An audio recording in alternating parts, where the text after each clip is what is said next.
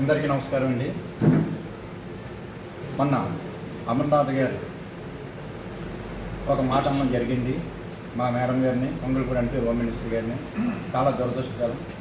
ఎందుకంటే నిన్న కూడా కొంతమంది వైఎస్ఆర్ నాయకులు అమర్నాథ్ గారి కుటుంబం గురించి మీకు ఏం తెలుసు, 3 తరాలు వాళ్ళు రాజకీయంలో ఉన్నారని.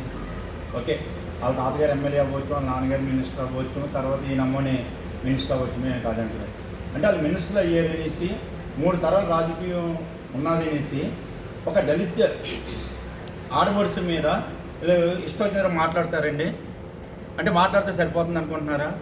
అమర్నాథ్ గారు, మరి మీ ఇంట్లోనే కూడా ఆడబిడ్డలు ఉన్నారు కదా, ఇలాగే మాట్లాడితే అది సరే అనుకుంటారా? అంటే మీ తాతగారు కానీ మీ నాన్నగారు కానీ మీకు నేర్పిన సంస్కారం ఇదేనా?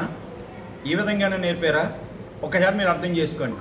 తర్వాత మీ నాన్నగారు మినిస్టర్ చేసినప్పుడు, మీ తాతగారు ఎమ్మెల్యే చేసినప్పుడు ఎవరైనా జాబులు ఇస్తారనేసి మేనిఫెస్టోలో రాసినప్పుడు మీ ఇంటికి వస్తే మీరు ఇచ్చేసారా జాబులు? అదే మాట ఆమె అడిగింది. ఏమని అడిగారు? మీరు అనిత గారి ఇంటికి వెళ్ళండి, అనిత గారి ఇంటికాడికి వెళ్తే ఇస్తారు మీకు జాబులు అని అడిగిన దానికి ఆమె ఏమని మాట్లాడింది? ఒకే ఒక మాట్లాడింది. దానికి మీరు ఈరోజు వంకరగా మాట్లాడుకుంటూ ఆమె పర్సనల్ విషయానికి రావడం ఎంతవరకు కరెక్ట్ అన్నది మీరు ఆలోచించుకోండి. దానికి ఈ వైఎస్ నాయకులందరూ కూడా, వైసీపీ నాయకులందరూ కూడా వత్తాసు పలకడం ఎంతవరకు కరెక్ట్ అన్నది మీరు తెలుసుకోండి. ఆమె ఏం మాట్లాడింది ఒకసారి ఆవిడ మనం మాట్లాడింది పైకి తీయండి, మాట్లాడిన షిఫ్ట్ పైకి తీస్తే మీకు అర్థమవుతుంది కదా. అంతేగాని మీ ఇష్టం మాట్లాడినది కరెక్ట్ కాదు. అంచేత మీ నాయకుడు అమ్మని కొన్నాళ్ళు అమ్మని బెంగళూరు ప్యాలెస్లో ఉంటారు, కొన్నాళ్ళు అమ్మ తాడిపల్లి ప్యాలెస్లో ఉంటారు, ఆయన ఏదో చెప్పుతుంటాడు, మీరు మాట్లాడేసుకుంటాడు. ఇది కరెక్ట్ కాదు. ఈరోజు మేము 2 సంవత్సరాల్లో మీకు తెలుసు, అయినా మీ నాయకుడి గురించి పక్కన పెట్టండి, మీకు అన్నీ తెలుసు. మేము ఎంతమందికి టీచర్కి ఎంతమందికి జాబులు ఇచ్చాండి? మేము వచ్చి ఎన్ని సంవత్సరాలు అవుతుందండి? 2 సంవత్సరాలు అధికారంలోకి వచ్చి ఈరోజు ఎన్ని జాబులు ఇచ్చాము? మన నమ్మని నక్కపిల్లికి కంపెనీలు రాలేదండి, ఎన్ని వేల మందికి ఉద్యోగాలు ఇస్తామండి? ఇవన్నీ కూడా తెలుసుకోవాల్సిన బాధ్యత మీకు లేదా?